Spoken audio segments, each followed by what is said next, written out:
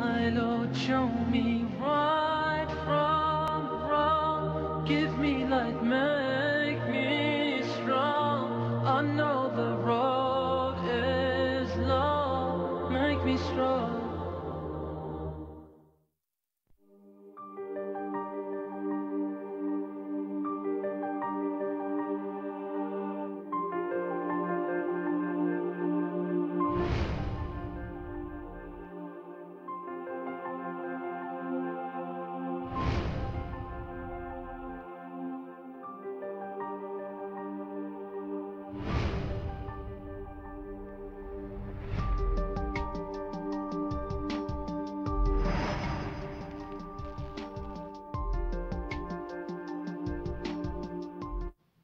A'udhu billahi minash shaitanir rajeem. Bismillahir rahmanir rahim. Brothers and sisters, assalamu alaikum. Ladies and gentlemen, good night. Guess what? I'm back. I've been away for about, must be a year and a half, and for other duties, I had other commitments, so it's good to be back. So I'm back on Doctor in the House, the show that brings you the news, reviews, and interviews dealing with medical matters, local and international. So let's get down to the nitty-gritty. That's why I really like to thank my co-hosts, Dr. Joel Tilak Singh, Dr. Firoz Omardeen, Dr. Mohammed Rahman, and Dr. Safiya Mohammed, who held the fort while I was away. They're still going to be on, so we're going to be working on rotation. But as I said, it's good to be back. Well, what's been going on over the past few weeks? Well, the issue, of course, of the budget. Now, I haven't really seen the details of the budget, but I understand $6 billion have been allocated to the health sector. The question is, what is it going to be allocated for? I'm sure somewhere inside there, it's the Point Fortin Hospital, the Arima Hospital, but one of the big problems here is the issue of human resource, research and development, what kind of new services, how do we work more efficiently. But, you know, these things happen. We'll have to see how it goes. Certainly, I'd like to give condolences to the family of Clive Panton, a true patriot and servant of Trinidad and Tobago, who passed away over the weekend. He was a former minister, a former principal of Fatima College, and he really put in a sterling work to help Trinidad and Tobago. So he will be missed. All right, so let's see what's going on. In my introduction, the hurricane disaster that hit Barbuda, Dominica, the other islands, we are all vulnerable. I think we need to understand that. Trinidad and Tobago, we're lucky we haven't been hit by a hurricane for quite a long time. We talk about disaster preparedness. The question is, how prepared are we? If we are to be hit, will we be more resilient than what has happened to the other islands? But remember, those were massive hurricanes. So our heart and our help goes out to those islands. Many, many containers and personnel are going up to the islands to help them. So let's see how they can rebound. The flood in Trinidad after a little rainfall, well, that's how I suppose resourceful we are. Then, of course, internationally, they see up the crisis in Myanmar, where the Rohingya community have been driven out, have been murdered, and it's just another example of man's inhumanity to man. But that's what's happening all over the world. Let's go on to local medical news. Well, on the 29th of September, it was World Health Day and World Heart Day. Now, heart disease is a major, major source of morbidity, illness, and mortality, death throughout the world, and it's probably the #1 cause of death in Trinidad and Tobago, along with cancer. The onus is on all of us, especially as we're getting younger, older like I am, and lots of other people out there, to understand what are the things that you need to do to decrease your risk of getting a heart attack. And these are the things: controlling your blood pressure, controlling your diabetes, controlling your cholesterol, exercising, not smoking. And of course, what are the symptoms of a heart attack? Well, the classical thing is chest pain, but that pain can go to the chin, it can go to the shoulder, the left arm. And believe it or not, over the past few months, I've been hearing more and more of people who are a little bit older than me. When they have noticed that they are getting tired more easily, that's an indication to check your heart, because it could be that the blood vessels towards your heart are getting narrow, so you're not able to pump blood as it should. And people have had bypass surgeries, people have had stenting done just on that symptom. So people out there, keep listening to Doctor in the House and other medical shows. The internet is full of information. Go to your doctors, your GPs, your health centers. Make sure that all of those things that I mentioned earlier are okay. The issue of obesity as a big risk factor, we're going to be dealing with that in a little while, but that's a big issue. So please, please remember to think about that, about yours and your loved ones. Over the past weekend, there were 3 major medical meetings. One was on obesity and metabolic syndrome, and that's actually going to be what we're going to be discussing a little later, because it's a massive epidemic throughout the world right now. There was also another meeting on Caribbean hem-oncology, that's cancer and blood cancer as well, and plus there was a diabetes meeting. All of these were held in Trinidad, and a lot of medical information was put out. Now, researchers have shown that they can actually try to control malaria by controlling the mosquitoes that carry the malaria. Believe it or not, over 400,000 people are killed a year, a lot in Africa, because of malaria.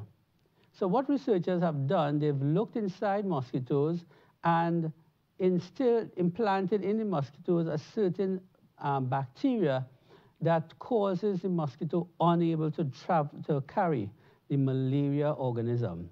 It's interesting, and hopefully if that works out, maybe they can do some technological advancement in terms of dealing with dengue, Zika, chikungunya, all of those other things. So technology is going, fast there. Now, scientists may be on the brink of a new strategy to prevent blindness, and that is blindness caused by glaucoma. Now, they found a naturally occurring protein that affects the eye from having glaucoma. So the team found a protein called neuroserpin, and it plays a key role in the health of the eye. But it seems that this protein is inactivated in glaucoma. So they suggest that their findings may lead to much-needed strategies to prevent and treat the disease. So the issue with glaucoma is the pressure in the eye increases, and as the pressure increases, it damages the nerve. So again, like pretty much everything in health, prevention is better than cure, because in glaucoma, if you lose your eyesight, you can't get it back. So you need to be aware of when you're having visual problems, that you go to your doctor and you get it seen to, literally. Now, interesting for all our diabetics out there, the Food and Drug Administration in the UK, they have okayed a device called no finger prick for diabetes, because that's one of the major issues with people testing their diabetes and their glucose levels. They have to stick their finger, test it. Now, a group called the Freestyle Libre Flash Glucose Monitoring System has a small sensor wire that's placed beneath the skin surface. So this continuously monitors the blood sugar levels. So people who are diabetic can just wave a little mobile reader, maybe it might be in your cell phone, you never know, and that will automatically give the result at your sugar level. And the system is actually approved for people in diabetes age 18 and over.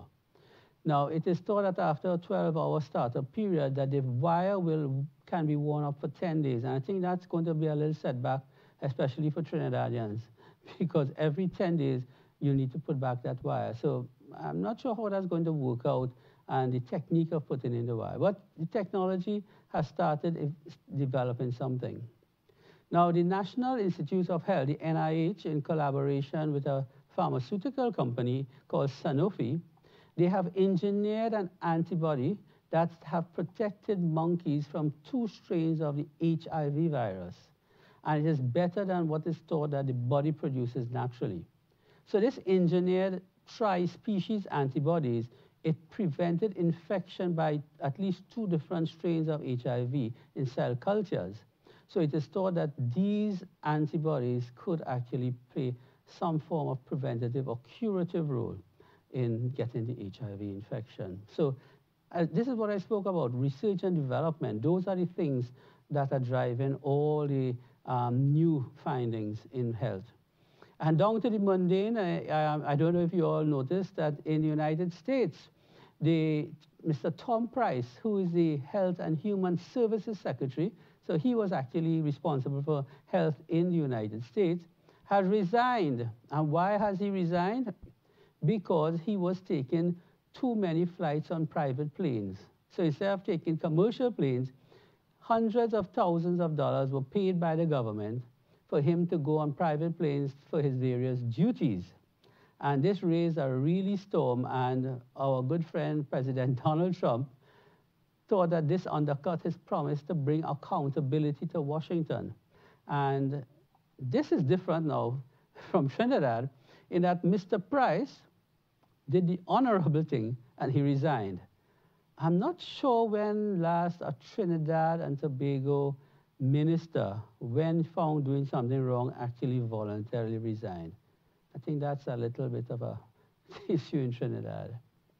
Now, one final study, researchers have found that people who sit too much, whether it's at a desk or at a couch or in a car, they have a greater risk of premature death, cardiovascular disease, cancer, and type 2 diabetes. Now, I remember our good friend, Firoz Omardeen, telling me this a long time ago. And I'm not sure if he still does it, but he has a kind of funny stool in his office where he actually kind of stands rather than sits. So for those of you who live in a sedentary lifestyle, who work in an office and sit all day, please make sure you minimize that, make sure you do your exercise, because all the studies, what we call a meta-analysis, has shown that you have a higher risk of getting very sick earlier than normal people. And this is the final story, and this is coming out of Johns Hopkins, the Kimmel Cancer Center in Johns Hopkins in Baltimore. They have sent out published a paper saying that they have developed a test, a blood test, that spots tiny amounts of cancer-specific DNA, that's genetic material, in blood. And they have used it accurately to identify more than half of 138 people with early-stage colorectal, breast, lung, and ovarian cancer. So think about it. They just did a blood test and was able to pick up in about 50% of patients these cancers. Now, the test, they say, is a novel way in that it can distinguish between the DNA, that's genetic material from tumors, and other DNA that can be mistaken for cancer. So it's very interesting that this is happening. Again, this could lead to major breakthrough in terms of screening for cancers. And as we keep telling you all, that a lot of cancers, once we catch it early, it can be cured. It's when, unfortunately, and it's not a Trinidad thing, it's all over the world, people get symptoms of a cancer, and instead of coming to a doctor, they either go to an herbalist, or they are afraid to go to a doctor because they're afraid to get the bad news. And that is, it works against them. That the earlier you go to a doctor, the faster you will probably get healed and cured of the cancer rather than having to die of that cancer. So we'll take a short break, and I'll be back with you in a little while.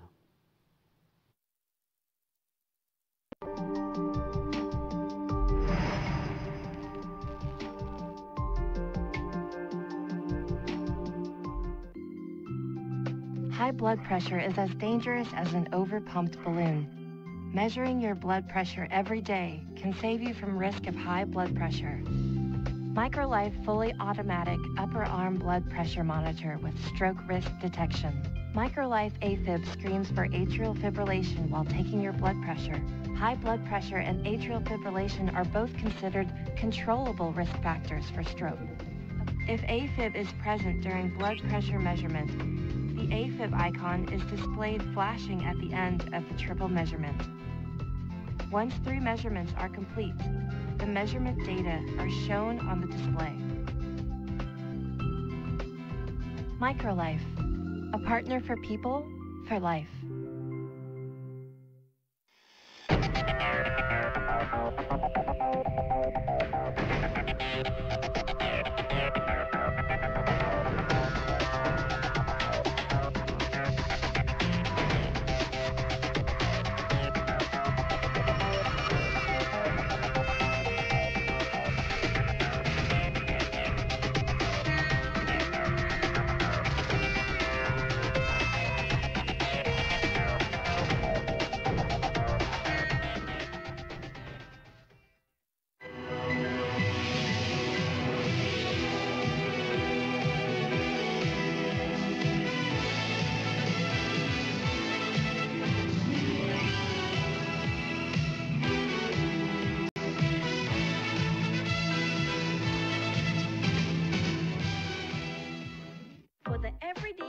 Prices on all grocery items.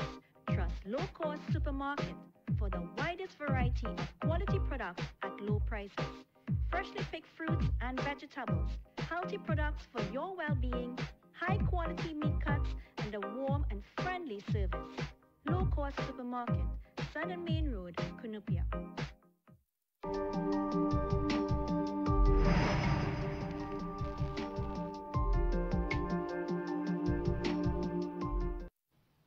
Welcome back to Doctor in the House. Now, this, while I was away and people kept talking to me, this I think was probably the most anticipated segment of my show. And that is where we get some stress relief. So we crack a little joke and thing, So this lady is walking down the road with a baby, and she's rocking the baby. And she's saying, don't cry, Diploma, don't cry.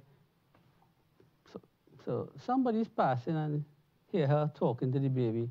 And so the person stopped and asked the lady, what did you call the baby? Diploma? Is that the child's name? The lady said, yes. She said, well, why are you calling the child Diploma? The woman said, well, I sent my daughter off to university, and this is what she brought back for me.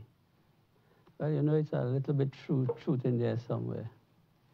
Now, this chap called Tim, right? He was away on business. So he said, it would be nice to bring his wife a little gift.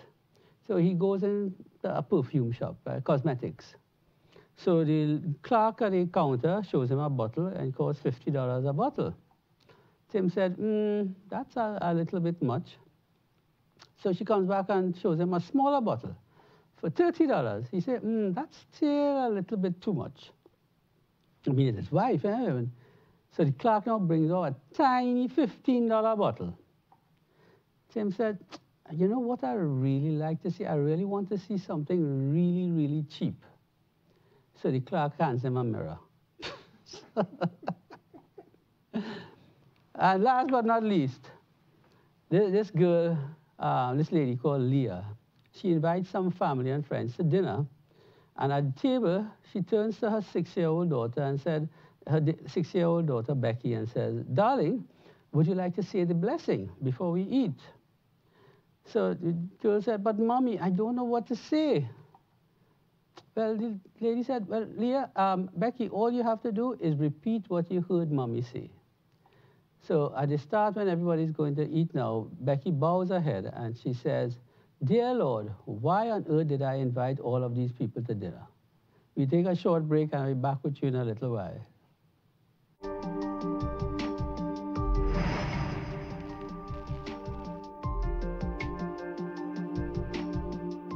For the everyday lowest prices on all grocery items, trust Low Cost Supermarket for the widest variety of quality products at low prices.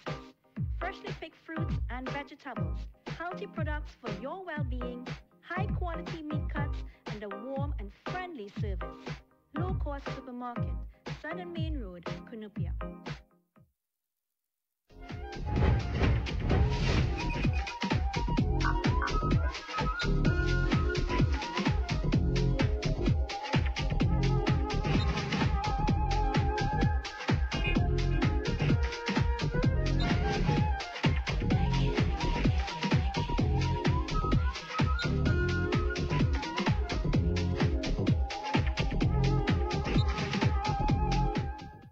Reduced sugar chubby with the same great taste. Lots of magic fruity flavors straight from more healthy way. It tastes so yummy, chubby, chubby. 25% less sugar chubby. Be active, be healthy, drink lots of chubby. Kicking football, playing cricket, having fun in the sun. Exactly. Reduced sugar chubby keeps you cool and refreshed. It tastes so yummy, chubby, chubby. 25% less sugar chubby. Jumping rope, running races, have fun. It tastes so yummy, chubby. Drink the more healthy way.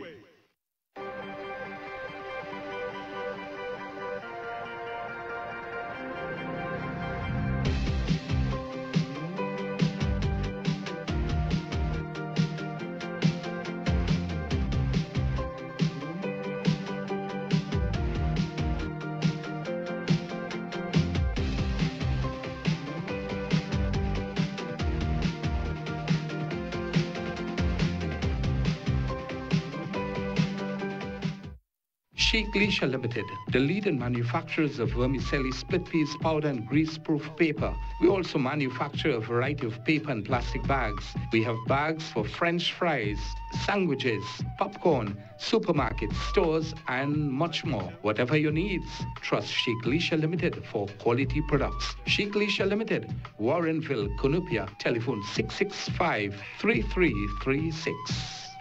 Oh. Milkana butter, an experience for your taste buds. Smooth, flavor-filled, rich, velvety butter.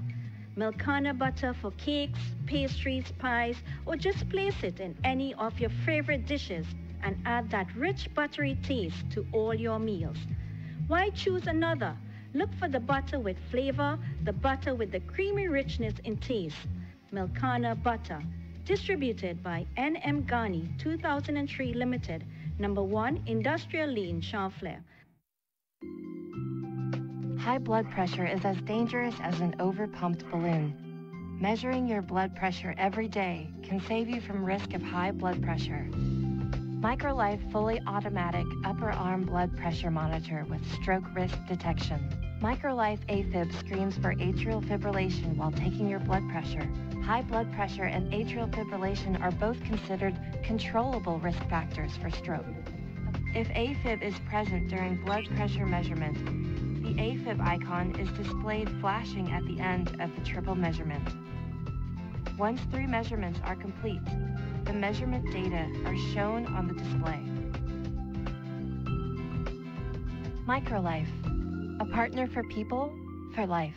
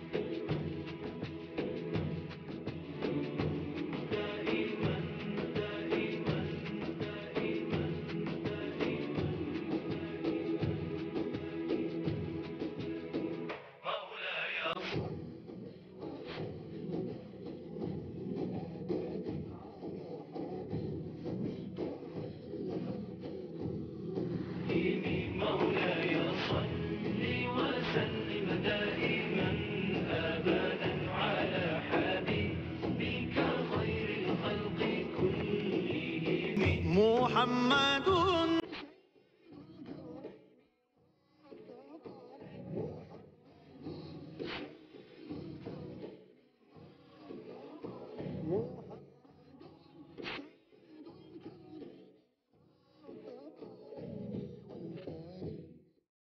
At times I feel that the sun is hidden by a hazy sky. A God's gift brought straight from the farm to your plate. Jazza Rice, with its premium range of basmati rice, helping you prepare your perfect, mouth-watering dishes just as you planned. Jazza Rice, blessings in each plate. Every now and then we need. This is a Pakistani product, and all over the world, at least try it once. And if it's good, please let us know. We need your encouragement. Just a little time to breathe.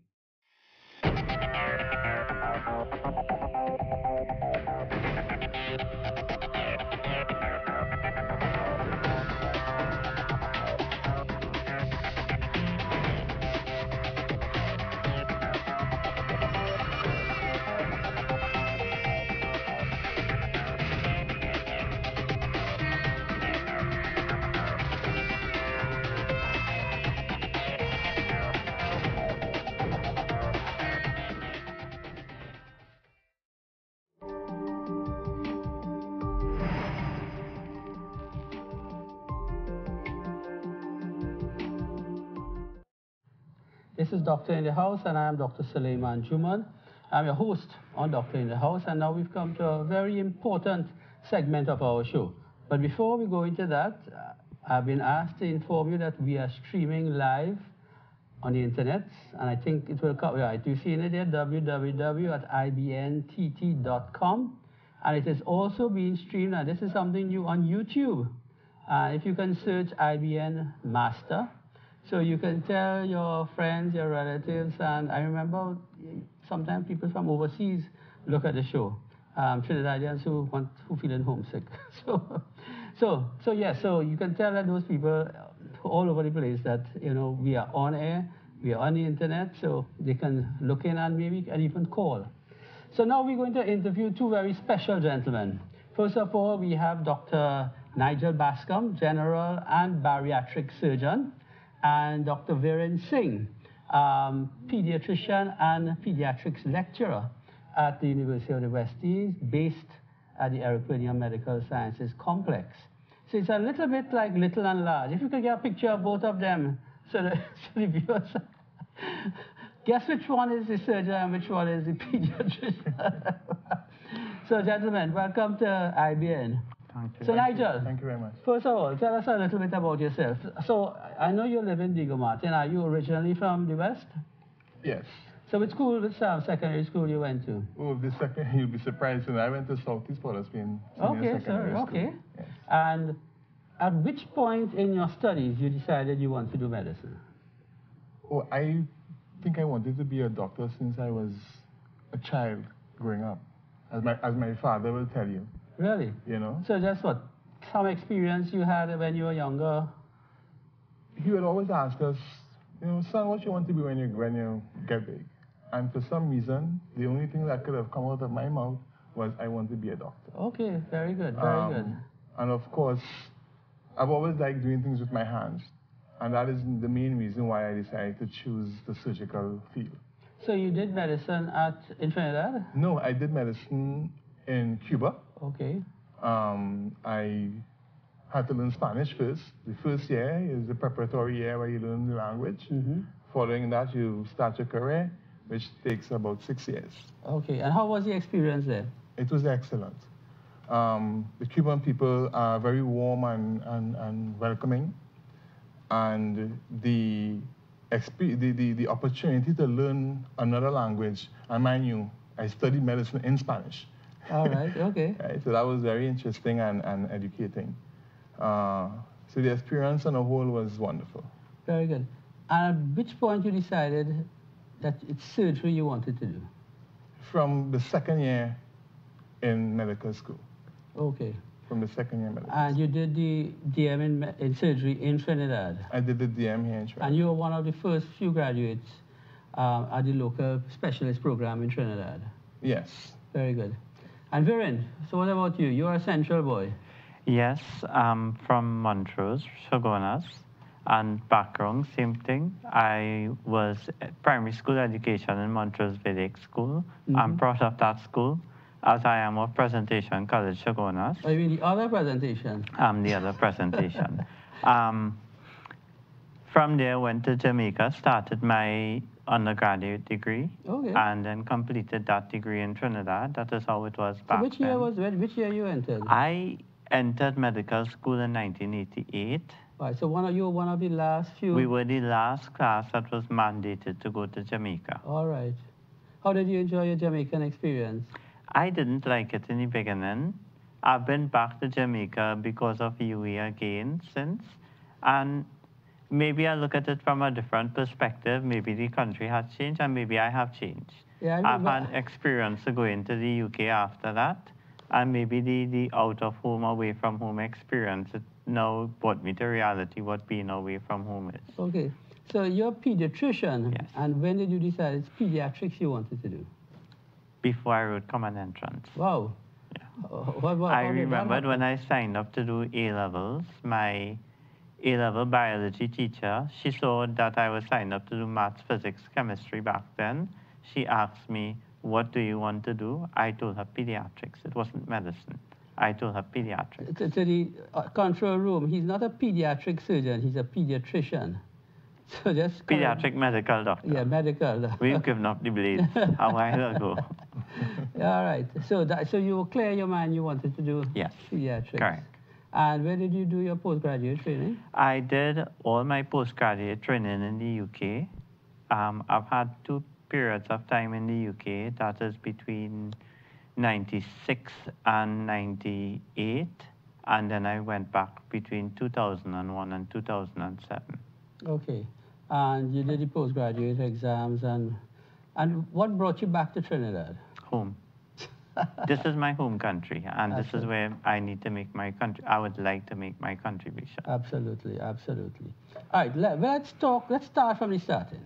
Over the weekend, both of you participated in this obesity and metabolic syndrome meeting at the Hilton. One of the problems is that this is starting in childhood now, the issue of obesity and all its metabolic effects. What tell me about it? Well, we have been seeing more and more heavy and obese children, so overweight and obese children. And I think that is part of society's culture of seeing food as part of a reward system. We all see food to be something nice. When people go to the beach long time, we used to figure who carrying the frisbee, who carrying the football, and who carrying the cricket bat.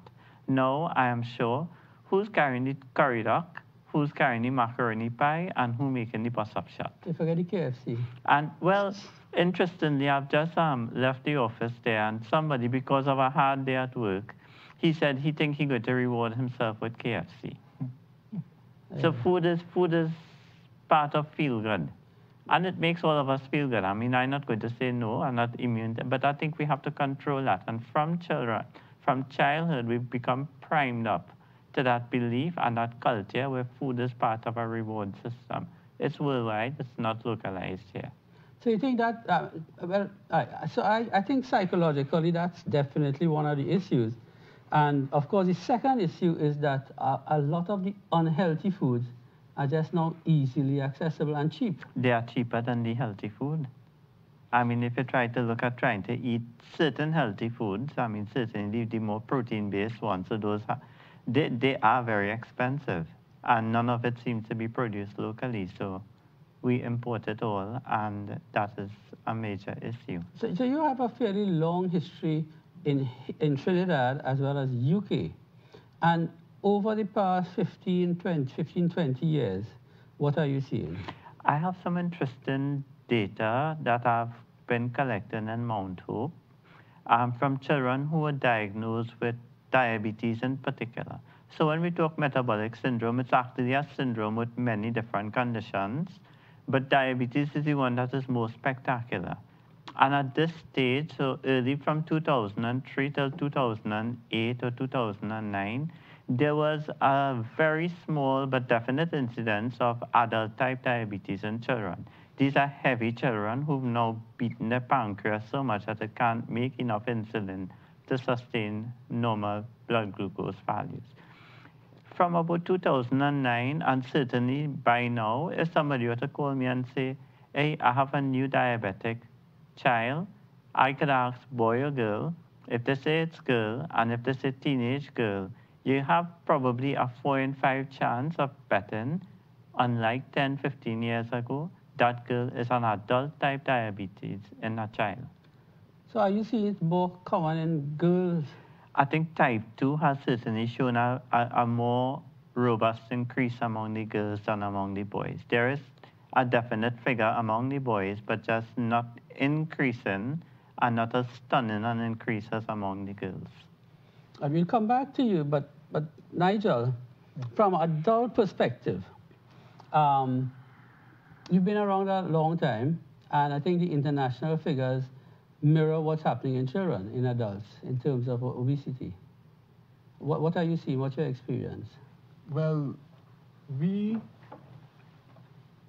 reasons behind the obesity, as Varen mentioned, are very similar with the adults.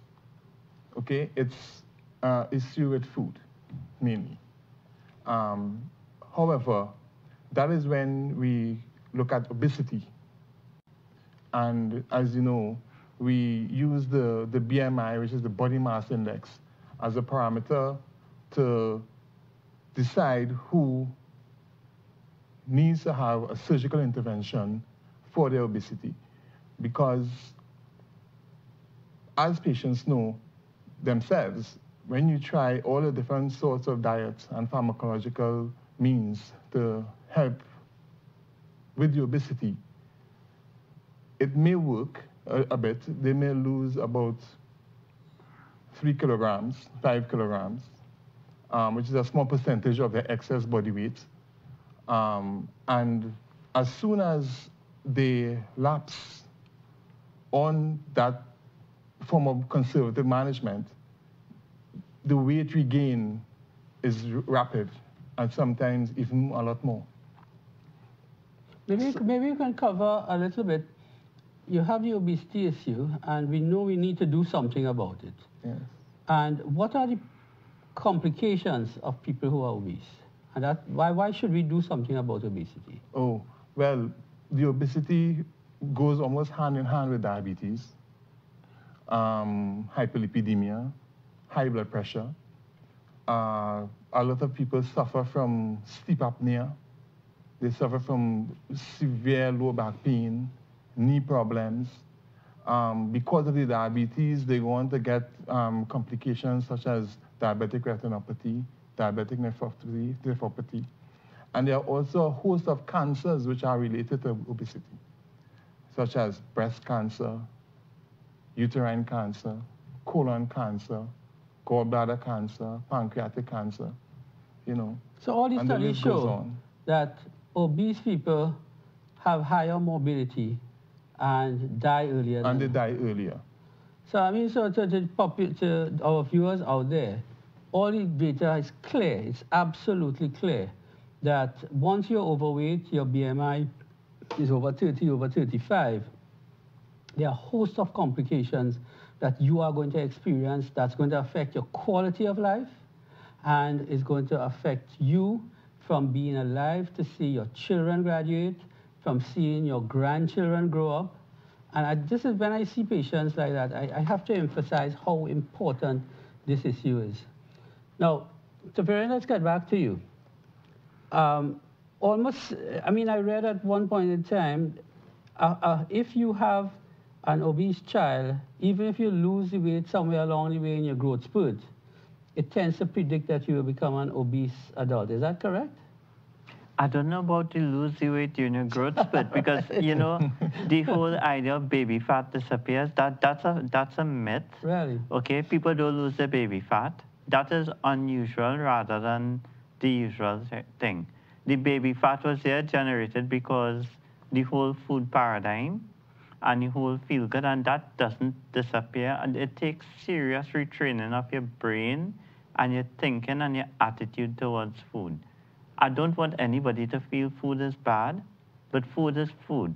It's not part of our reward system. It's simply something that we need to eat in order to stay healthy and be alive, but not part of our reward system. So are you trying to tell me obese children are parents' fault? No, I'm trying to say obese children are, one, a familial issue, and two, a society issue now. Remember, those parents are part of a society. And society can't see that we're eating in a plate, and if there is space in the plate, somehow you're not eating enough. You have to fill the plate with food. And that idea of a plate that needs to be filled with food, no matter what size the plate, it needs to be filled with food, otherwise you didn't eat a plate of food. So this epidemic of obesity and diabetes in children, we need to deal with the societal norms. Yes. And so when you see parents and they come in and the child is ill, the child is diabetic, what are your strategies in terms of getting them to lose weight and live a better lifestyle in general? Well, I try to emphasize that the better lifestyle includes diet and exercise. Weight loss is because of diet. So I say the word diet, and I tell them I could repeat the word diet 95 times. We could talk about exercise a couple of times and then go back to diet, and diet to complete up the 100 times. The exercise has other good health benefits, okay? Exercise, it tones up your muscles, it tones up your heart, it gets your good cholesterol higher, it gets your bad cholesterol lower, it gets your bones, your joints healthier, it lowers your blood pressure, it lowers your blood glucose, but it really doesn't do much for your weight. Your weight is really, for any of us who try to exercise and to lose weight, listen, we need to be in a gym 2-3 hours a day doing heavy intensity exercise, or up to 6-8 hours doing what most people could sustain. We don't have the time for that. These poor children in school, they don't have the time for that. So we have to get them into the habit of sufficient exercise just to keep other aspects of health. But then we must look at healthy eating.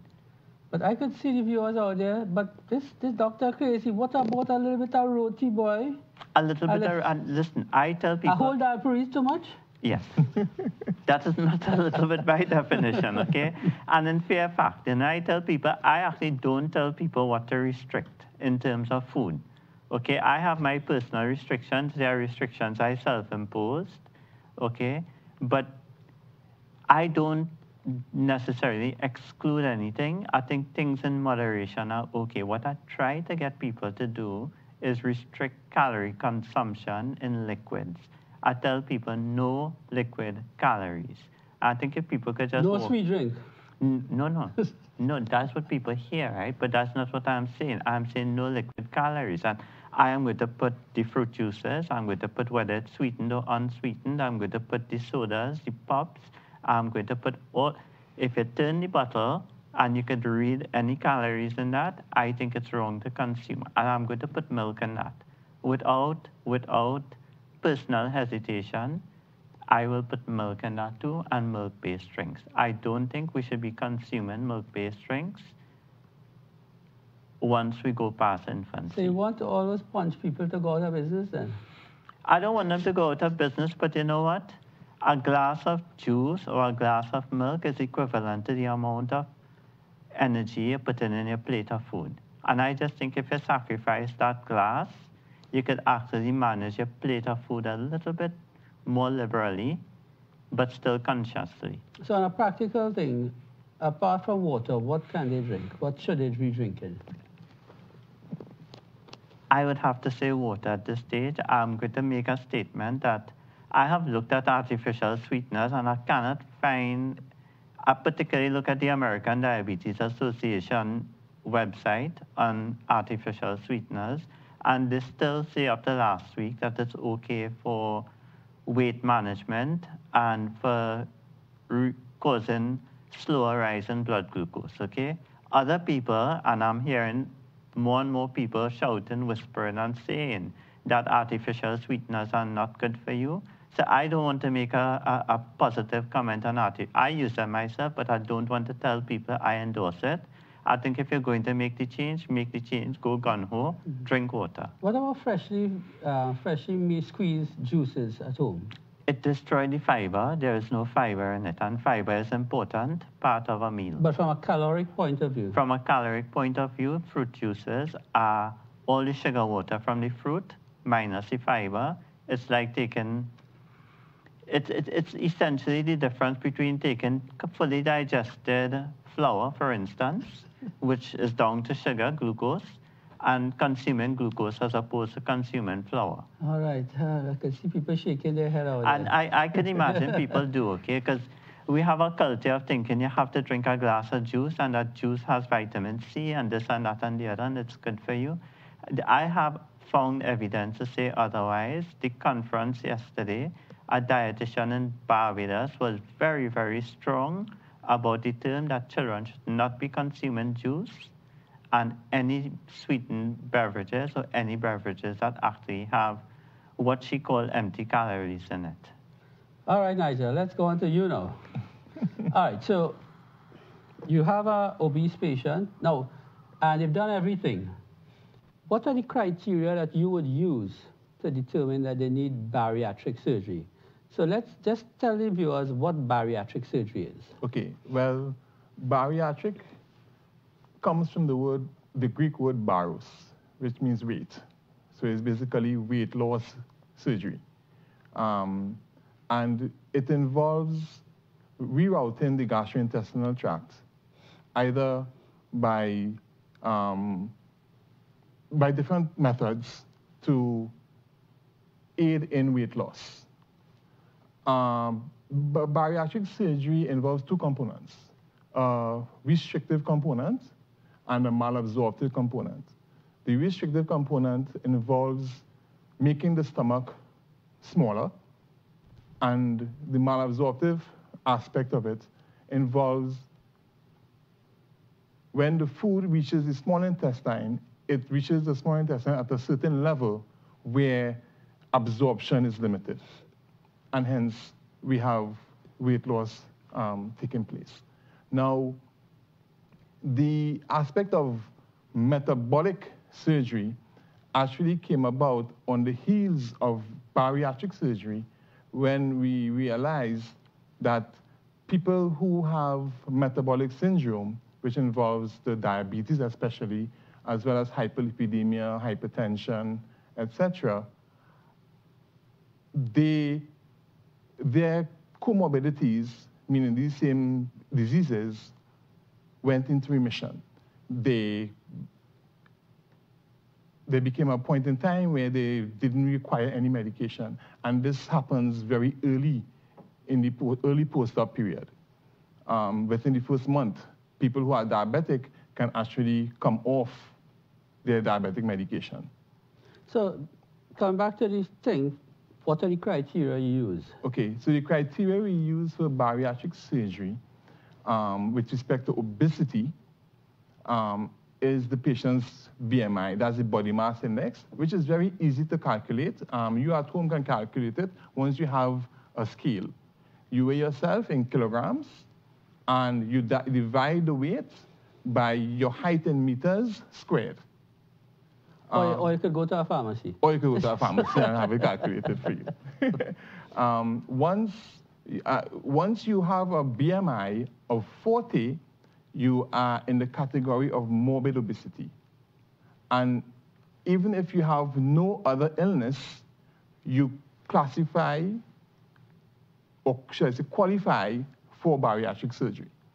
A BMI between 35 and 40 is classified as severe obesity.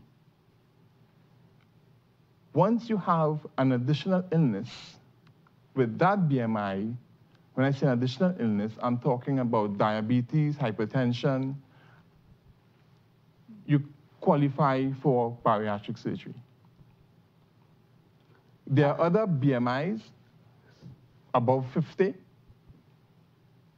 or should I say, once your BMI is 50 to 60, that's known as super obesity.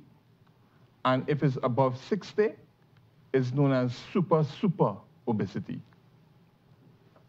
So there are many levels of obesity, but all of them need to be addressed in one way or the other, whether it be medical, whether it be surgical.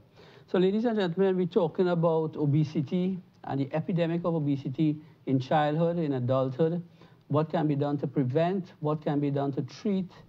We're going to take a short break, and when we come back on air, we're going to open up the line so you can have a chat with our doctors. See you in a little while.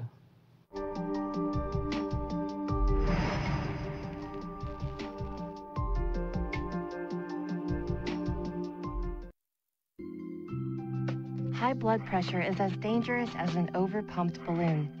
Measuring your blood pressure every day can save you from risk of high blood pressure. MicroLife fully automatic upper arm blood pressure monitor with stroke risk detection. MicroLife AFib screens for atrial fibrillation while taking your blood pressure. High blood pressure and atrial fibrillation are both considered controllable risk factors for stroke. If AFib is present during blood pressure measurement, the AFib icon is displayed flashing at the end of the triple measurement. Once 3 measurements are complete, the measurement data are shown on the display. MicroLife, a partner for people, for life.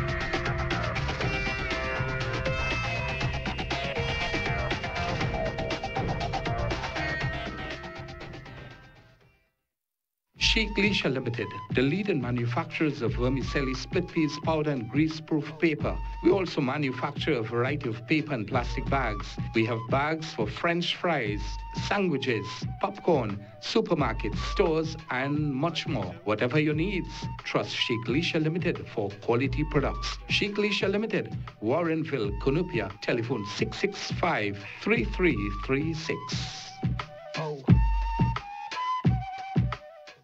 For the everyday lowest prices on all grocery items, trust Low Cost Supermarket for the widest variety of quality products at low prices.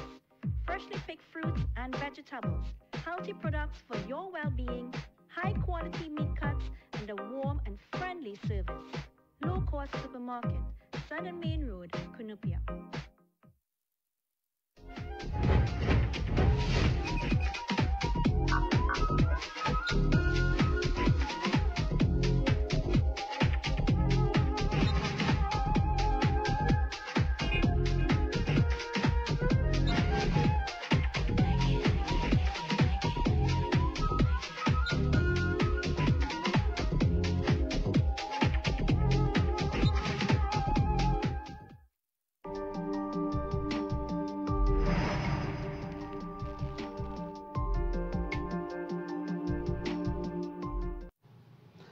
This is Doctor in the House. I'm Dr. Suleiman Juman. We're talking to Dr. Nigel Bascom, General Surgeon and Bariatric Surgeon, Dr. Viren Singh, Pediatrician. We're talking about obesity. We're talking about what can we do to prevent it. We're talking about what we can do to treat it, because it is causing massive, massive problems, not only in Trinidad, but all over the world. What we're going to do now, we're going to open up the telephone lines. The producers will put the numbers on the screen. Remember, when you are patched in, take off the volume, put your TV on mute, because we're going to get a very bad feedback. So remember, be precise, be concise, say what you have to say, ask a question, and then our experts will try to answer it and address it. So the lines are now open. Viren, you mentioned something, and maybe you can explain to our listeners, what is the metabolic syndrome? The metabolic syndrome is a syndrome is a group of things that frequently found together. And metabolic syndrome is where you have obesity. You have something called acanthosis nigricans. So obesity goes with overeating. Overeating goes with producing too much insulin. Producing too much insulin goes with becoming accustomed to the insulin. So the insulin is no longer effective. So you have to get more and more insulin just to get that. So they have these things called acanthosis nigricans. You'll see some darkening, thickening skin around the neck. It starts in the back and it comes straight around as it gets more and more severe. Then insulin resistance, diabetes, high blood pressure. Yeah. We have a call from the town of the Princes. Princess Town, you're on air. Hello? Hi, you're on air. Hi, good night. Good night. I called to talk to the doctor about the bariatric surgery. Right, Dr. Bascom, yeah? Yes, good night, sir. Good night. what I want to find out, my BMI is 38. The doctor offered me to do it, but I said no. But what I found out is that I have enough problem. I lose weight, I put it back on, I lose weight, I put it back on, and so, you know, sort of a yo-yo sort of thing. And, but I just wanted to find out more about it, like in terms of when you do that, how do you eat? Do you still eat like diet foods or your regular foods, or, you know? That's what I want to find out. All right, thanks very much. Just one question before you hang up. Do you have any other medical issues, diabetes? Yes, I have diabetes, hypertension, high cholesterol. All right, so you have the full gamut of stuff. Yeah. All right, so listen on the TV now. Dr. Bascom will answer the question. Thanks for calling. So this is a concern, a real concern that a lot of people will have. A very good question. So Dr. Juma asked you a good question because that puts you into the category of severe obesity, your BMI being 38, and you have a comorbidity, well, multiple comorbidities. Therefore, you more than fill the criteria for bariatric surgery. And this bariatric surgery will indeed, you have a more than 85% chance of your diabetes going into remission, your hyperlipidemia becoming rectified, and your high blood pressure becoming controlled to the point where you don't need to take any medication for any of these diseases once you have the surgery. At this point in time, in adults with the BMI that you have, diet really doesn't help. We do nutritional intervention really to prepare you for the operation, where we put you on what you call a ketogenic diet, which is mainly vegetables and protein to help shrink the liver to assist in the operation. And following that, you go on a regime. So after the surgery? After the surgery, you go on a regime of liquid diet for the first 2 weeks, pure diet for the next 2 weeks, and then you gradually start back your solids. And we also put you on high protein shakes, and we replace your micronutrients, vitamins and minerals, and so on with supplements. Remember, because of the restrictive portion of the operation where we make the stomach smaller, you will not be able to eat as much. And don't worry, you will not feel hungry. So you will not be starving. But we will give you certain nutritional supplements that will maintain your nutrition. All right, so now, you mentioned that there's an 85%, in terms of weight loss, most will lose weight, but there are some people who will put back on weight. Is that so? Yes, that is indeed an issue where we have weight regain, and weight regain can be due to multiple reasons. And one important one that we recognize is something called binge eating, because people may still binge eat, and could cause their pouch to stretch. So that restrictive aspect fails because of how much they eat. So you have to have some discipline. So you have to have discipline. It's important to have discipline. Also, what people tend to do is they graze, something called graze eating, where they eat constantly all day. And the term comes from, you have a cow grazing, eating grass all day. So, you have people who just constantly eat and eat and eat small amounts, so they don't feel any pain, or their pouch wouldn't stretch, but they can regain weight.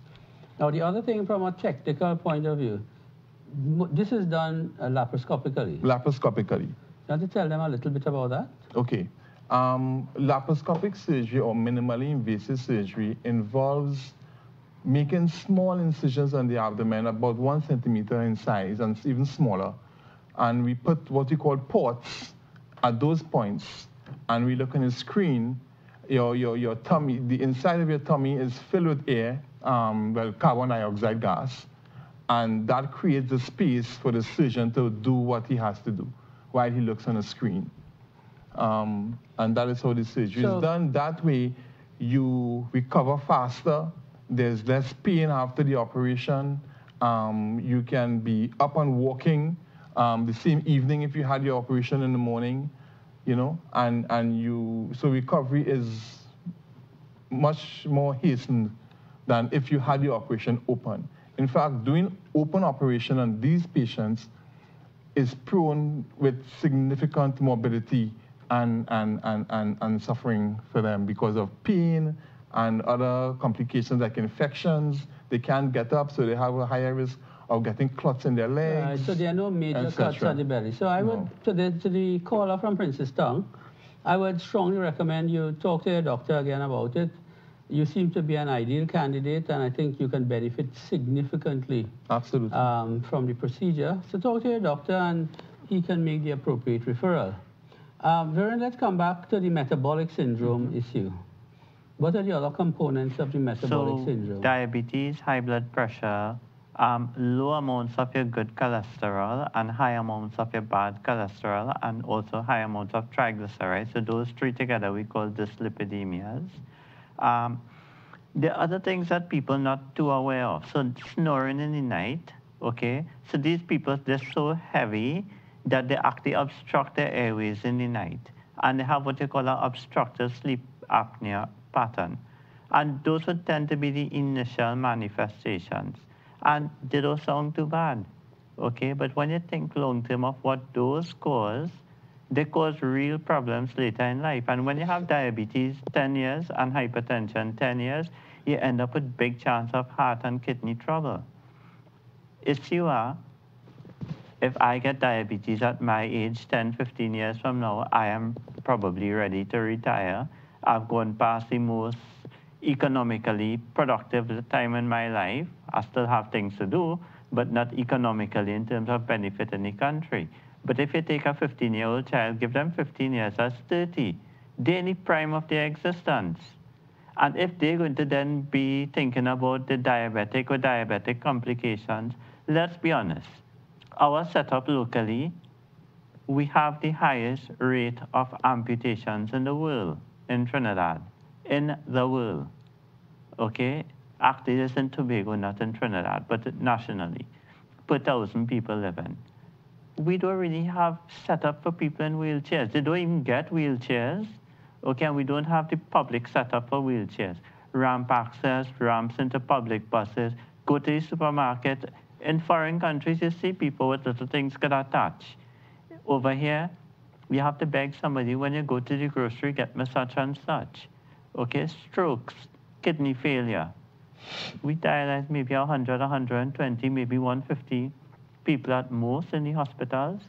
And if you think 1/3 of diabetics, and according to figures quoted, we have 160,000 diabetics in Trinidad. So that's what, about 10% of the population? It's 16%. 16. And if you think 1/3 of them will have kidney failure, and even 1/3 of that 1/3 need to have dialysis, we're not even close to that number. And kidney failure is, like, to me, a medical difficulty to live with. Really, you don't ever feel good. Diabetes, hypertension, you know, cataracts and eye problems, blindness. Diabetes, again, is the leading cause of blindness, acquired blindness worldwide. Do we have good screening here for diabetics? No. If you think 160,000 people need to be screened every year, that's an astonishing number per day, needing to be screened every day of the year. Okay, we're not set up to deal with this sort of thing, and really, I think our country as a whole, society, has to try to break a grip from this and take hold of this condition before it cripples us. It's already, they've quoted figures like 3.5 billion per year spent just in metabolic syndrome. And could we continue to afford that? I don't know what happened in the budget today. There's budget presentation today. 3.5 billion, that's probably going to be more than half the health budget. So that's another practical issue, that issue of the economic effects of metabolic syndrome, not only on the individuals, but on the nation. But do you think what is the cost of all those individuals going to a hospital, clinic, or their doctor 3, 4, 6 times a year, taking a day off each time they have to take the day off to go to clinic? That is not even a calculation that we pay attention to. Okay? So day off work, 160,000 people, 1 day, 6 times a year, that's 1 million days loss of work. There's a lot of days loss of work in 1 million days and 365. And you even start talking about the national holidays. Yeah. No, there's a reality. So the economic burden of these conditions are far more than anybody could even perceive, far less the dollars and cents spent on drugs through CDAP or through the hospital that you end up pocketing to pay your own. From another practical point, Nigel, the issue of bariatric surgery, is it available in the National Health Service? Well, unfortunately, because of lack of resources in the public sector with respect to the instruments and the consumables that are required to do these surgeries in the public sector, they are not being performed anymore right now. They were being performed recently in San Fernando as well as in Eric Willis Medical Sciences Complex. However, I think we have to curtail on it because a lot of the consumables we use for that, we also use them for cancer cases. So we have to give priority, unfortunately, right now to channel those resources into the other diseases. It's a real vicious circle then. It is. And I would just want to piggyback on what Dr. Singh was saying with respect to the metabolic syndrome. It is now accepted that surgery can be done for people with metabolic syndrome with BMIs less than 35. So you don't actually have to be obese to qualify for surgery any longer. Okay, so in that case, what would be the criteria? As long as you have diabetes, especially diabetes, and to date, studies has only been done on people with BMIs as low as 27. Okay? But many centers are actually doing it for people with BMIs between 30 and 35. I feel that there is a lot of evidence that people of our ethnic background, so a lot of these studies done on BMIs were done in first world countries that had resources to develop these studies, yes? And published this work from time incarnate long time ago. So the standard BMI is based on a Caucasian dominant population. We know that the person who's most resistant to the metabolic syndrome is the slim, tall, Caucasian male adult.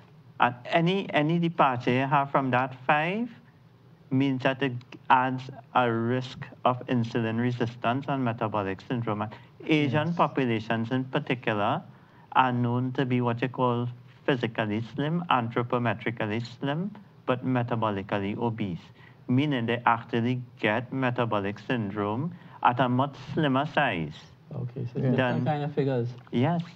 Have you ever called up from Tunapuna? Hi, good night, Tunapuna.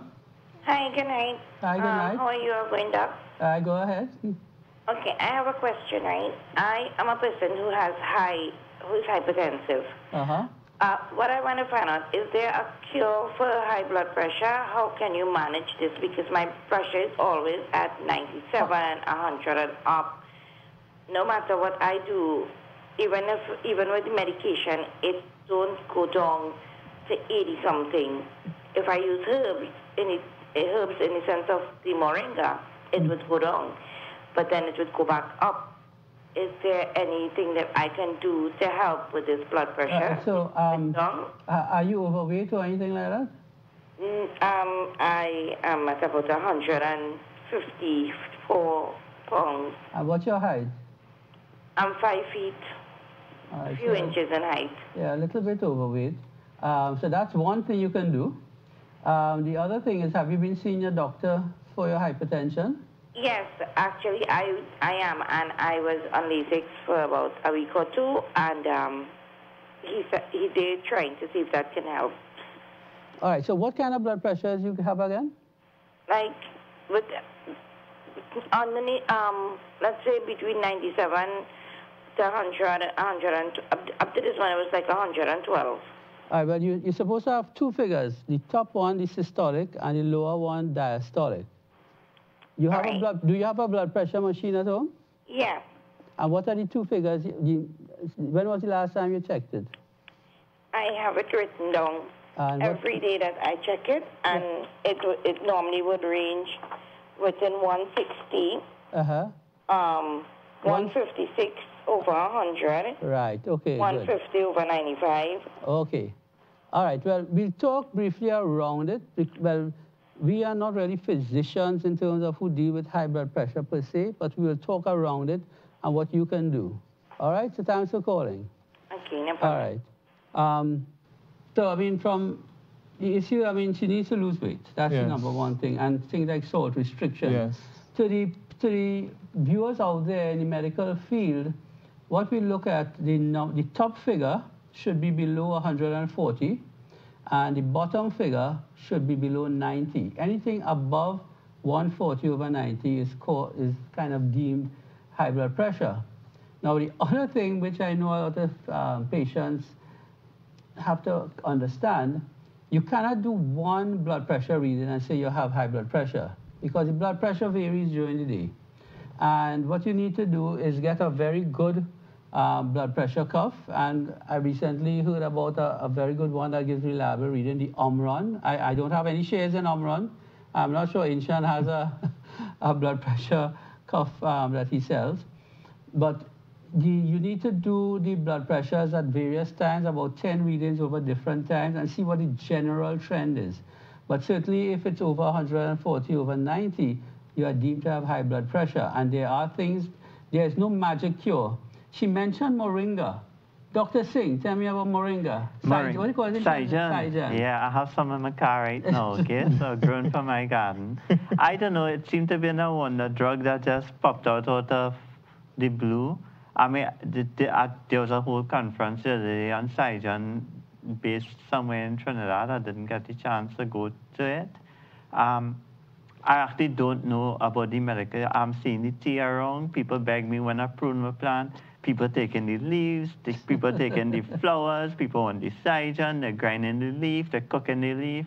My mom said she used to cook the Saijan, not her parents used to cook the Saijan, and the leaves used to taste, well, green, like bush, you know, and I have no problem with Saijan. I actually quite like it, but I don't know specifically about the medical benefits outside the benefit of it being a vegetable, a poor calorie vegetable rather than the more high calorie, high dense things.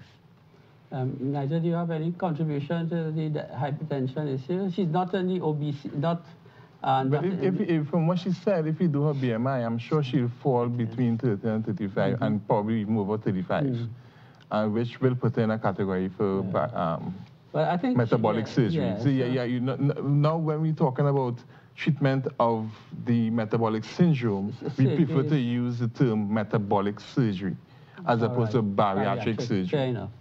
All right, we have a call from Karanaj. Hi, good night, Karanaj.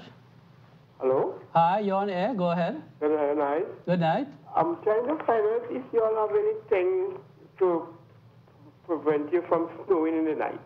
From snoring? Yeah. All right, well, that's my field. All right.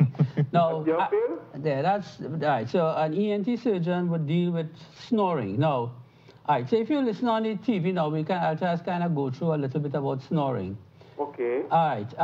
Snoring is due to obstruction of the upper airway. So anywhere between the nose down to the throat here. If you are having obstruction somewhere there at night, you are going to snore. Now, one of the commonest features to link up with what we are speaking about here is that as you get older and as you put on weight, you will snore. And the simplest way to think about it, if this is your breathing passage, when you start to put on weight, you start to deposit fat inside the breathing passage, so it gets narrower. And as it gets narrower, you're going to have more difficulty breathing. The tissue is going to vibrate. You're going to have snoring. And if that continues to happen, you can actually cut off your oxygen levels at night. And you develop what we call obstructive sleep apnea syndrome.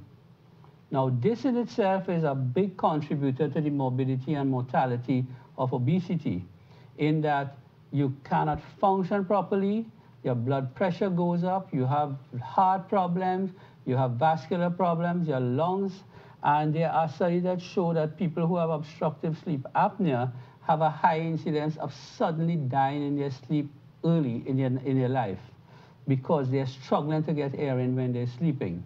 So snoring can be simple snoring, that is, you're not cutting off your oxygen levels and you're just bothering your wife or your husband. But as you get worse, in terms of the obstruction gets worse, you go off into obstructive sleep apnea, where it starts to actually affect your health. I have a friend who used to snore. Anytime he went to visit his friends in New York, he would go and sleep in the closet because he would be bothering them. So snoring, anytime you go to see someone to be assessed for snoring, first we need to see where the obstruction is. It could be you have polyps in your nose, or in children commonly you have adenoids enlarged, tonsils enlarged. Sometimes your tonsils are enlarged. Sometimes your tongue is enlarged. Is it that your jaw is malformed, so it's pushing the tongue back? So snoring, you have to look where the obstruction is. And then the second thing is you may need a sleep study to see if you have obstructive sleep apnea. And if you have obstructive sleep apnea, things like weight loss, sometimes surgery is required. And sometimes the final scenario is whether you need a CPAP machine. That is, you go to sleep with a machine there, and it's pushing air in. And that's really reserved for people who really can't tolerate or don't want surgery. So yes, snoring is a very important factor, not only socially, but medically. And yes, there are options. So I would suggest to the gentleman who called from Carenage that you speak to your general practitioner, and he'll refer you to the appropriate ENT surgeon to address it. But it is, and it can be a life-threatening problem. All right, let's move on to Maraval. Hello, good night, Maraval. Yeah. Can I go ahead? Yeah, what's happening? I'm losing weight. My diabetes is good, cholesterol is good, the blood pressure is good. All right. How old are you, sir? I'm 80. 80. And how much weight you've lost in the last 6 months? Yeah, well, I lost 6 pounds because in January I was 120. But before 120, I think I was 130 something. Anyhow, in January, I was 120. Now I'm 114. All right. If you listen on the TV, we'll just do a general discussion on weight loss and how we approach it. And this will probably fall into the realm of the general surgeon. So a patient comes to you. Now, the weight loss you talk about is not really very dramatic, because we see patients who kind of lose 20, 30 pounds in 3 months. Yeah. But how would you approach a patient who comes in with weight loss of unknown cause? Well, the surgeon tends to be a little pessimistic in his thinking, because we have to think of the worst possible thing that you may have that could be causing the weight loss and look for that. If we don't find it, then we say, well, thank God. And we send you along your way, because there are some situations where the elderly may lose weight unexplainably, and we may look and find nothing. But first and foremost, we have to do investigations to make sure you don't have any cancerous condition, especially, that we can possibly treat, especially colon cancer, for example. That is one of the most common types, and we will ask you certain questions and do certain tests to make sure that that is not the situation. So my advice to you will be to go to your general practitioner at first, at least, and let them do the necessary examinations and investigations to make sure you don't have a major problem going on that you can probably treat and add 10+ years onto your 8 years. Yeah. But what I like about that caller, he's looking at his health. Yes, he is. And a lot of people will not pay attention to that, and things happen and they don't go to the doctor. So I'd like to reinforce what Dr. Bascom has said, that you go to your GP, talk to him, and you know, you do some investigations, you take a good history to see, make sure there's nothing serious going on. Yeah. Okay, we're going down deep south now. Point 40 on the line. Hello? Hi, good night. Hi, thanks for calling. Go ahead. Yeah, I have a little concern, okay? Yeah. All right. Well, no, well, I'm not a person suffering from diabetes, pressure, anything like that, you know? But over the past year, I gained some weight, right? And well, normally I just be going about busy, feeling a little drowsy and things, but I never really pay any mind to it. Just the other day, I went to purchase something from a children. While I was there, I just feel faint, and I sort of a faint away. You know, when I came home, after I started getting a little pain in my left shoulder, up my right left shoulder, upper left shoulder, right? Gradually, by the time evening time, by the time 6 in the evening, the whole hand was paining, you know, and I was feeling very faint. So I went to the emergency room or whatever. I told them what's going on. They didn't really tell me what happened to me, you know, and while I was there, well, they gave my injection. When they gave me that, they asked if the pain stopped. The pain didn't stop. No, I not a person suffering from sugar, pressure, anything like that. Eh? Right. And while I was there now, he, when I went back in, I told him, well, I'm still having the pain, and I started to feel real drowsy and, you know, fadish away. So what went on, he gave me 4 aspirin. Now, I'm not sure, but I'm not sure about how aspirin does take, but I don't think 4 aspirin is a dose. I believe, you know, so I was a bit timid to take it. You know, well, I took it because I asked him, he didn't tell me anything, what's wrong with me, eh? He gave me the aspirin, I took it. Then after he gave my other injection. Well, that's one knocked me out because I was totally cold. I am spending the night in the hospital. I got up around all 5 the next morning. Right. You know, and all he tell me that's how if you have stress or if what's going on, why I have this, because he did all the other tests and he see that everything else was good. So now I still I'm home here, but I still baffled because I'm still getting the faddish feeling, you know, I'm not getting the pain, but you know, I'm still not feeling the way that I should will normally feel. How old are you? 34. All right. All right. I think that's a very interesting call that you made. All right. So first of all, the doctor, everything you described there, the doctor had to rule out that you were having a heart attack. Now, just an important point to all the viewers out there. Young people can have heart attacks, and people who do not have sugar, pressure, high cholesterol, with no risk factors can have heart attacks. So the doctor was right in assessing what's going on. However, you are absolutely correct as well, that if you are still getting the faintish feeling and stuff, that you need to go to your GP, and he needs to keep assessing you to make sure that there are no other issues that could be causing this fainting feeling. So it could be a problem with fluid, brain flowing to the brain. It could be issues with the inner ear problem. So I would strongly recommend that something has changed in you. So you need to keep following up until you get a satisfactory answer. So but thanks for calling. We have Arima on the line. Hello, Arima. Yes, still here. Hi, go ahead. I can speak now? Yes, you can. All right, I'm 72 years old, right? And I'm doing a lot of burping and yawning. Okay. I want to know what's causing that. All right, interesting. I don't know if Dr. Bascom can answer that one. How old you said you are? Hello? How old are you? 72. 72? Okay. Can you hang up now? Yeah, are you losing weight or you have a problem swallowing or anything like that? Swallowing? No, not really. And you're not losing weight? No, I was losing weight because I had bacteria in my stomach and so on. Look, so everything is right. I did the test before and I did the test after, so everything is all right. So do you get sometimes acid rash, like feel liquid coming up into your chest or your throat? No, I have a burning in my stomach sometimes. You're burning. Okay. Yeah. It sounds like she has reflux. All right, so if you listen, so Dr. Bascom thinks there's a possibility you might have reflux. So what should she do? Well, again, you should visit your primary care physician, and they will send you on to a gastroenterologist or someone who does scopes because it sounds like you may need to have a upper endoscopy performed. All right. To see exactly what the problem is and then do the appropriate treatment.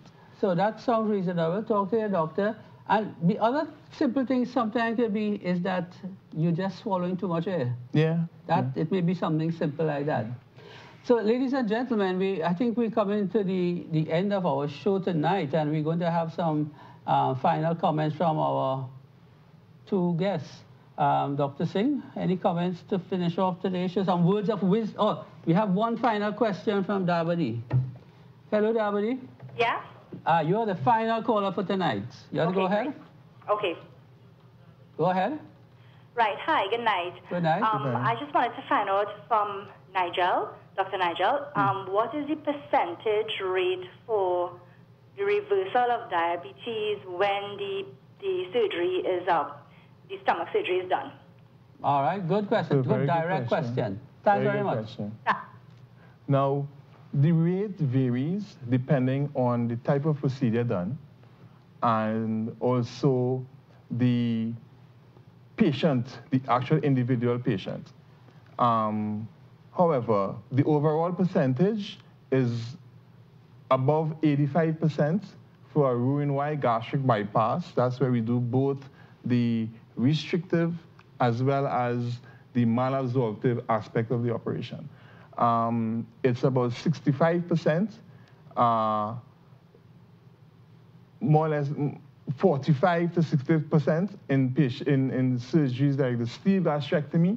That is where we do the restrictive component only by stapling off approximately 75% of the stomach.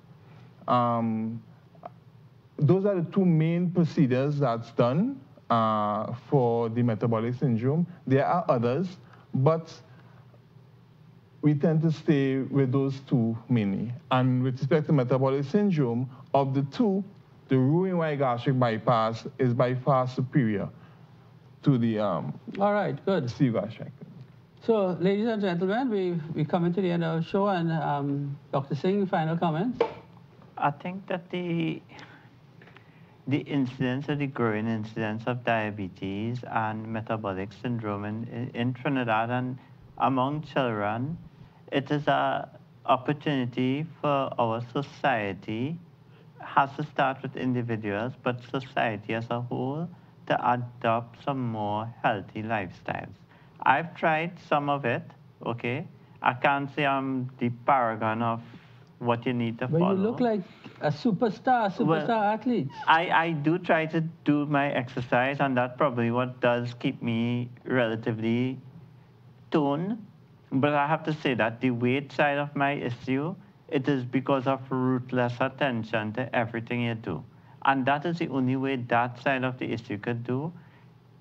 I don't feel it's something that's been damaging to my health. Actually, I feel better since I've tried to adopt some of those changes. I don't feel I'm spiting my body. I actually don't deprive myself from anything. But it really is. And I think if people actually look at what is being advised, it is nothing really spiteful, it's nothing really unachievable, and it's nothing really difficult to sustain. As I say, society hasn't promoted that, and it does mean that some people, listen, we all want to grow old. I want to grow old. I want to grow very, very old. Hats off to you, sir, who's 80 years old and listening and still looking after your health. I want to reach your age, and I want to reach here healthy. And the only way I can do it, it has to start with what I do for me. Okay, and I think that is what people need to do. Do it for yourself, do it for your child. Do it for your future generation. Great. Dr. Bascom, final words? Well, prevention is better than cure. So the best thing is to try and maintain an adequate lifestyle to avoid obesity and hence avoid the metabolic syndrome. However, sometimes we may end up in that situation where we may develop metabolic syndrome despite everything that we do, because as I said, we have people with BMIs of 27, which is considered normal, 25, and they develop diabetes which is difficult to control. And don't despair. We now have means of helping you. Thank you very much, gentlemen. It's been a pleasure. I think we had some very interesting calls, and there are a lot of people out there listening to us. And I think maybe if we, the takeaway message here is, as the good book says, everything in moderation. Yes. And bariatric surgery or metabolic surgery is not a cure-all for everything, but it's just another tool in our armamentarium to deal with the ravages of obesity and the metabolic syndrome. So, ladies and gentlemen, we had two very good guests today. And, you know, I'd like to give you a final comment, something for you to think about before we leave. And our thought for the week, and it's nothing to do with budget or anything, but one of the penalties for refusing to participate in politics is that you end up being governed by your inferiors. Ladies and gentlemen, I am Dr. Suleiman Juman, and I'd like to thank you on behalf of my producers, my special guests, Dr. Nigel Bascom, Dr. Virendra Singh, for looking at Doctor in the House, for calling in and participating. We thank you for allowing us in your homes. We hope the information that we have given to you will help you in some way. And who knows, maybe the life you save could be your own. Until we meet again next week at 8 p.m. at Channel 8 IBM, I bid you all good night and assalamu alaikum. And it's good to be back.